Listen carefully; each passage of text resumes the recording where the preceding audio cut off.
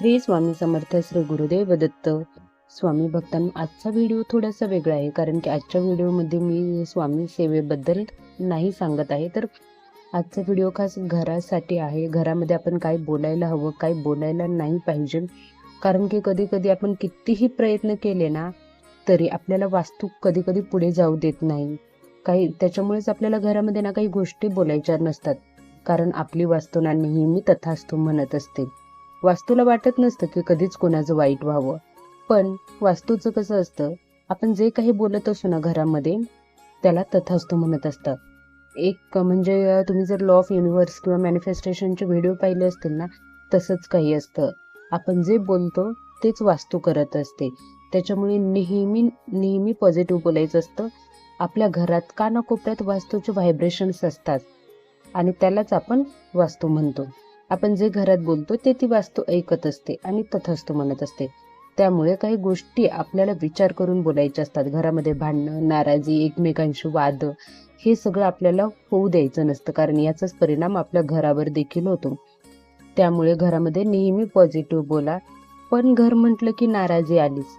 तोंडातून अचानक काही गोष्टी निघतात. कधी आई वडील मुलांसाठी, कधी मुलं रागात आई वडिलांना काही बोलतात, भावामध्ये वाद होतात, बहीण भावामध्ये, आणि चुकून काहीतरी अशा गोष्टी आपण बोलतो ज्याच्यामुळे आपलं घर पुढे जात नाही. त्याच्यामुळेच तुम्ही तुमच्या घरातील प्रत्येक व्यक्तीला सांगायचे की आपल्या घरामध्ये चुकूनही आता ह्या कमीत कमी एवढे वाक्य तरी आपल्या घरात निघाले नाही पाहिजेत, तुमच्या तोंडातूनही आणि घरातील इतर व्यक्तीच्या तोंडामधूनही.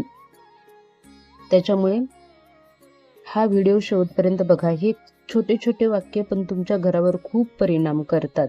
त्याच्यामुळे चुकूनही हे वाक्य, ह्या गोष्टी तोंडातून निघाल्या नाही पाहिजेत. तर तुम्हा सर्वांचं खूप खूप मनापासून स्वागत आहे आपल्या निष्ठा या यूट्यूब चॅनलमध्ये. तर सगळ्यात पहिलं कोणती गोष्ट आहे, तर पहिल्या गोष्ट आहे ती म्हणजे आपलं घर अशुभ आहे असं आपण कधीच बोलायचं नाही.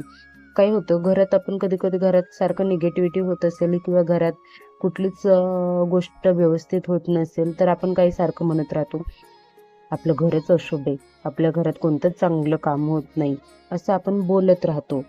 पण असं बोलण्याने काय होतं की ते घराला पण नाही आवडत, आणि आपण घराला देवाचं रूप मानतो. आपण घर म्हणजे आपलं मंदिर असतं, आणि जर आपणच घराला नावं ठेवली तर ते घर आपल्याला कधीच पुढे जाऊ देणार नाही आहे. त्याच्यामुळे आपल्या घराला कधीच नावं ठेवायचं नाही. आपल्या घराला मंदिर समजायचं आहे, घर पवित्र आहे असं समजायचं आहे. दुसरं म्हणजे माझं काहीच होणार नाही, माझं कधीच चांगलं होऊ शकत नाही, असं आपण नेहमी म्हणत असतो. ज्यांना कधी जॉबसाठी प्रॉब्लेम येत असतील, अभ्यासात प्रॉब्लेम येत असतील, कुठल्याही गोष्टीत प्रॉब्लेम येत असतील, तर ते असं नाहीत म्हणत. काही काही लोक असतात, त्यांना सवय असते की त्यातून बाहेर कसं पडायचं हे बघत नाहीत. तर ते नेहमी असंच म्हणत राहतात, निगेटिव्ह विचार करत राहतात की नाही, माझं कधीच चांगलं होणार नाही, माझं कधीच चांगलं होऊ शकत नाही, असं स्वतःबद्दल नेहमी म्हणत राहतात. आणि तुम्ही असं बोललं ना की ती वास्तू ते ऐकत असते व ती तिच्या सवयीप्रमाणे फक्त तथास्तु म्हणते. मग तुम्ही काहीही म्हणा, तुम्ही म्हटलात ना माझं चांगलं होणार नाही, वास्तू तुम्हाला म्हणणार तथास्तु. त्याच्यामुळे तुम्ही नेहमी पॉझिटिव्ह राहायचं आहे आणि म्हणायचं आहे, माझं नेहमी चांगलं होणार आहे, वेळ अजून गेलेली नाही, मी अजून प्रयत्न करीन आणि यश मला नक्कीच मिळेल, असं तुम्हाला म्हणायचं आहे. कारण आपण जे बोलतो ते वास्तू ऐकत असते. आणि त्याचसोबत घरामध्ये कधी कधी काय होतं, तुझं काहीच होऊ शकणार नाही, तू काहीच करू शकणार नाही आहेस, असं एकमेकांबद्दल बोलायची सवयी असते.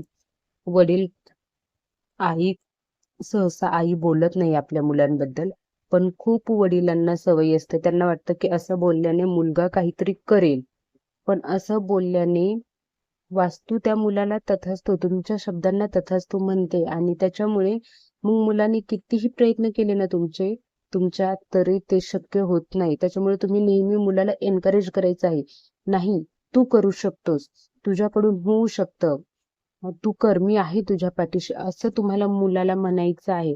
बघा, तुमच्या मुलाची प्रगती नक्की होणार आहे. चौथी गोष्ट आहे, घरामध्ये असं बोलायचं नाही आहे आपल्याला की माझ्याकडे पैसा नाही, माझ्याकडे पैसा येतच नाही आणि कधी येऊ पण शकणार नाही.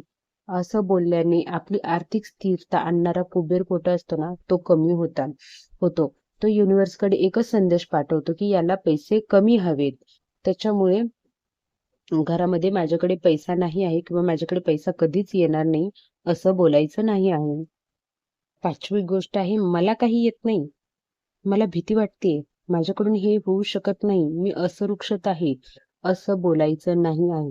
तुम्ही जेव्हा असं बोलता तीच ऊर्जा तुमच्यामध्ये आणि तुमच्या घरामध्ये निर्माण होते आणि मग तुम्ही प्रयत्न केले तरी तुम्ही काहीच करू शकणार नाही आहे. त्याच्यामुळे हे वाक्य देखील आपल्याला घरामध्ये बोलायचे नाही आहेत.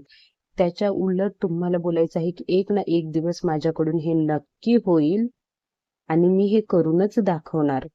6वं आहे, मी निघून जाईल. घरामध्ये उगीचच भांडणं करायचे, घरामध्ये अपशब्द बोलायचे, एकमेकांबद्दल वाईट बोलायचं, नाराज व्हायचं, म्हणायचं मी मरून जातो, मी असं करतो, मी तसं करतो. असं कधीच करायचं नाही आहे. याने घर नाराज होतं आणि त्यामुळे घरातील मानसिक ताण वाढतो. याऐवजी घरातील प्रत्येक व्यक्तीने कोणीतरी शहाणं बनायचं आणि सगळ्याला मिळून मिसळून घ्यायचं, सगळ्याला शांतपणे एका जागेवर घ्यायचं, बोलायचं आता चिडू नका, आपण काहीतरी यातून मार्ग काढू आणि यातून मार्ग नक्कीच मिळेल. हे बघा, हा व्हिडिओ आहे ना, हा लॉ ऑफ अट्रॅक्शनचा आहे, मॅनिफेस्टेशनचा आहे. जेव्हा आणि त्यामध्ये काय असतं, आपण जो विचार करतो ना तेच होत असतं. म्हणून कधीही नेहमी पॉझिटिव्ह विचार करायचं, घरामध्ये कधीच वाईट शब्द बोलायचे नाही आहेत. कमीत कमी पैशाबद्दल माझ्याकडून काही होऊ शकत नाही, मी काही करू शकत नाही किंवा उगीचच मुलाला किंवा घरातील पत्नीला कोणाला तरी म्हणायचं की तू काहीच करू शकत नाही, तुझं काही होणार नाही. एकमेकांबद्दल कधीच काही बोलायचं नाही. घरामध्ये तुमच्या पॉझिटिव्हिटी राहिली ना तर आपोआप तुमचं घर पुढे जाईल. घरामध्ये कशाचीच कमी होणार नाही. श्री स्वामी समर्थ.